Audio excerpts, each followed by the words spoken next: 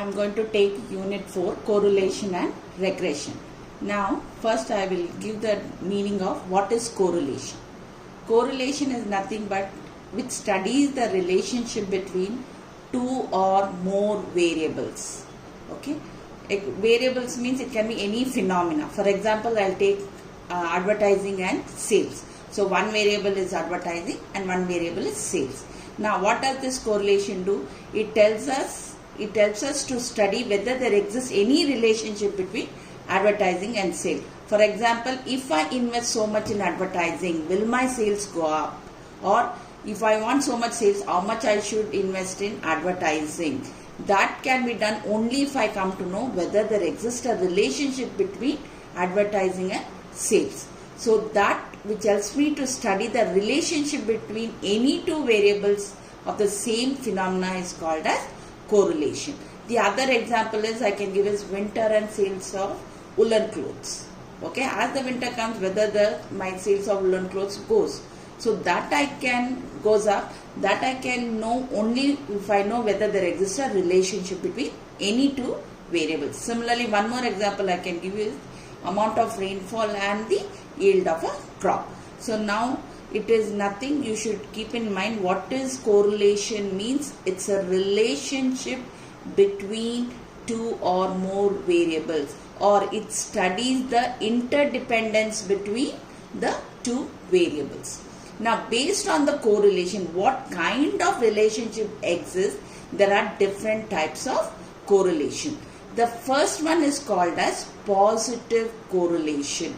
The positive correlation means the two variables, the relationship between them is such that increase in one variable, there is a corresponding increase in the other variable. Now, for example, I can tell amount of rainfall and yield of a crop.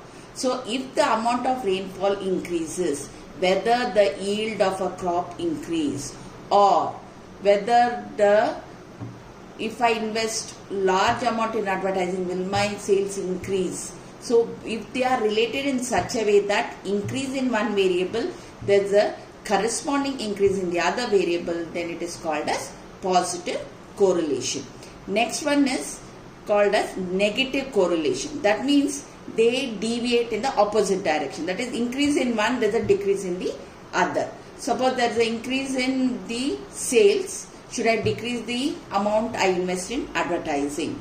Or as the amount of rainfall increases, will the yield of a crop come down? So if it is related in such a way that, then it is called as negative correlation. And we say there is no correlation if there exists no relationship at all. Now, the coefficient of correlation, how do you calculate correlation? That is represented by small letter r. Okay, and the value of r always lies between -1 and +1. That means it can be negative and positive, but its value should be less than 1. For example, it can be 0.92, 0.52 or 0.28 or -0.75. So if it can be negative and positive, and its value should be less than 1. This you should keep in mind. So whenever you calculate the value of r, the coefficient of correlation, its value should be between -1 and +1. That is, it cannot be more than 1. You cannot get the answer as 1.2 or 1.4 like that. So it can be negative, it can be positive, but always it should be between -1 and +1. Okay. Now, next you have to know based on the values of the r you get as answers. So you would say what kind of correlation exists between those two. Suppose when r value, when you calculate, if you get as exactly 1, it is called as positive correlation. If it is plus, it is positive correlation. If it is minus, it is negative correlation. And if it is lies between 0.90 and 1, we say very high degree positive correlation. Similarly, the value you get as negative, it is called as very high degree negative correlation. Similarly, all the values I have given. So you should know the table values so that you can write your interpretation while working on problems. And if you get the answer as 0, then we say there is no correlation. And if you get very less value, less than 0.30, suppose you get 0.28 or minus 0.28, we say very low degree positive correlation or negative correlation. I hope you have understood.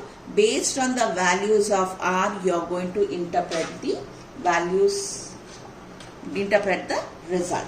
Next, I am going to define what is called as probable error. Probable error is nothing but, okay, see, when you do this quality check of you manufactured products, you cannot check all the products. So what you do, you take a part of it and check for the value. Okay, so you get one value.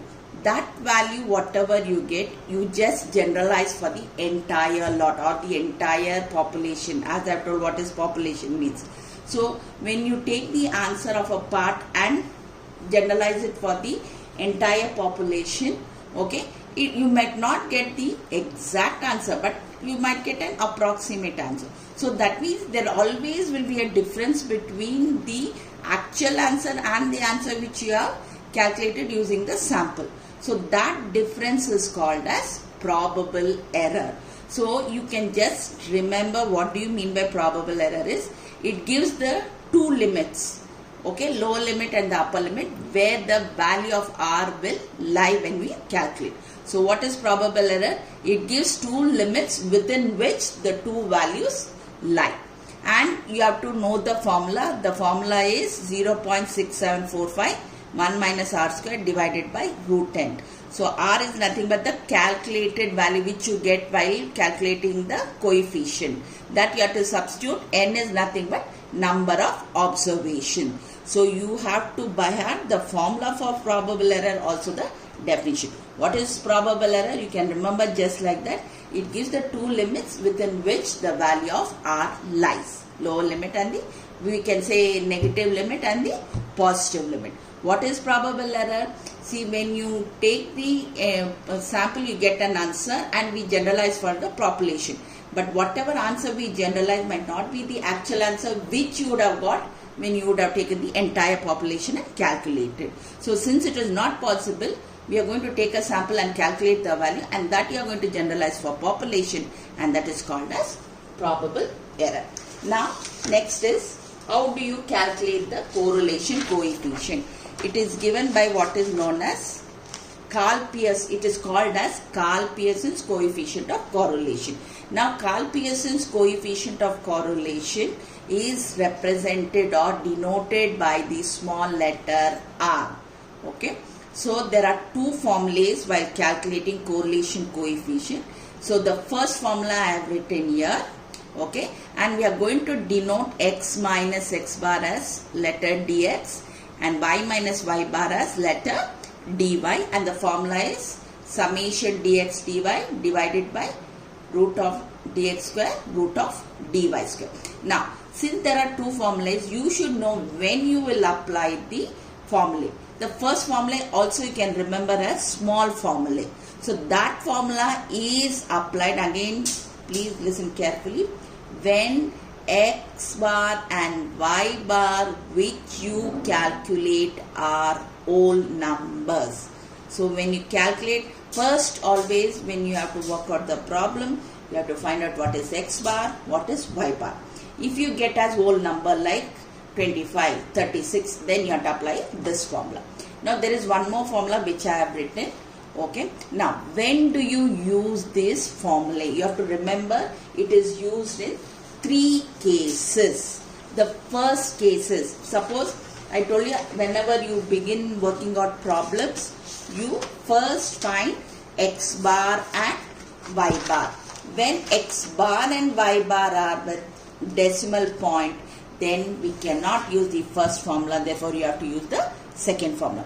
Which is the second case where you use this second formula? That is when in the given data you will find, suppose some values are repeated 2 times or suppose repeated 3 times. So you choose one value among them as x bar and one value among them as y bar, then you can use the second formula. And the third case is for the continuous frequency distribution. What do you mean by continuous frequency distribution where it has class interval? So I am going to repeat it. So the second formula, you can remember it as a big formula. Now it is used in three cases. First case is when you calculate x bar and y bar when they are with decimal point. Okay. Then we don't go with that whatever calculated x bar, y bar. We choose one value among the given values of x as x bar, one value which is given for y as the y bar. The second case is when some of the values are repeated. It becomes easy to choose which value is repeated more times as x bar or which value is repeated in y as y bar. Then we apply the second formula. The third case where you use the big formula or the second formula is when the distribution is continuous, that is when it is having class intervals. And when you use the first formula, when x bar and y bar are with whole numbers, you get it as like 20, 25, then you use the first formula. Now based on the formula, I am going to work out the problem. So given a problem, always it will be horizontal. You are going to form a table. So you write first x value, y value, calculate x bar. I hope all of you remember how to calculate x bar. You add all the values, divide by number of values. For this, the total was 162. There are 9 values. So I got x bar as 18. Similarly, I added all the values for y. That was 171 and number of values are 9. So I got the value 19. Now x bar is 18, y bar is 19. Okay. That means what? X bar and y bar are whole numbers. That means which formula I have to use? I have to use first formula. I told you first formula can be used only when x bar is a whole number and y bar is a whole number. Once you calculate x bar and y bar, you form the different columns. The first formula is called as x minus x bar. Then you find y minus y bar. That each value minus y bar you are going to put it. Now whatever you have got the values for x minus x bar, you are going to square it. That is called as x minus x bar the whole square, and we also denote it by dx square. Next, whatever y minus y bar you got it, you are going to square it. You are going to get the answer. Okay, for everything. Square the number. Don't square this 10 square or like that. Square the number what you got for y minus y bar, and then you find the last column. It is x minus x bar into y minus y bar. Remember, keep your fingers because it can be negative and positive. So keep your fingers like this. Go down, multiply along with the sign and put their value. It can be, remember again, it can be negative and positive. Once you form the table, calculate all the totals. Once you get the totals, now you have to apply the formula. So what is the formula? So formula is like this. I have substituted, take the square root first. I have written taking the square root, then multiply, finally divide. When you get the answer for R, remember it should be less than 1. It can be positive and it can be negative, but it should be 0 point something, not 1 point something. So this you have to remember. Now once you get this, then you have to write the interpretation. So what is the interpretation? Based on the value of R. So if the value of R is this one, 0.9587, I already have told you have to buy it from the table. What is the interpretation? If the value is between 0.90 and 1, since it is positive, we write very high degree positive correlation. Now we have to calculate what is called as probable error. First, you have to buy at this formula for probable error, and here R square is nothing but whatever value you have got for R, what you calculated here, you are going to substitute. First, remember the step clearly. Square it, you subtract from 1. Then you take the square root of that number that you put below, subtract and put it, you divide, then finally you multiply. So again I am repeating, square the value, subtract from 1. You write the value, then divide, then finally multiply, and then you write the answer. So this is one sum I have done. The second sum also same thing. I'll repeat the steps. Okay, whenever the problem is given, take the first one as x, okay, denoted by x, second one as y. First, what is the thing you have to do? You have to find out x bar and you have to find out y bar. See whether they are whole numbers, that is without any decimal point.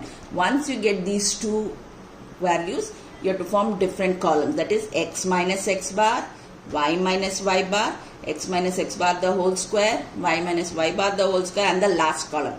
Always remember, when you calculate the last column, keep your fingers multiply and put along with the sign, because it can be negative and positive. Once you form all the columns in the table, calculate the total and put it in the table form. Since x bar and y bar is whole numbers, you have to write the first formula. I have written the first formula, then you calculate like this. Now in this problem it is approximately, so I have taken the round off and cancelled. It is +1. I told whenever you get the answer as exactly 1, you write it as perfect. If it is positive, you will write it as perfect positive correlation. If it is -1, you write on perfect negative correlation. Okay. Based on this, now I have given 3 sums. I expect all of you to work out, okay, and submit to me in that Google Classroom. You have to send your assignments. Okay, please watch this video. If you have any doubt, you can definitely ask me by messaging in your in WhatsApp by individually, not in a group. Is it clear? So I have given the assignment. All of you should work out and submit to me on the net. You can send it through mail. I will check it and send it to you. Is it clear? Okay. Thank you.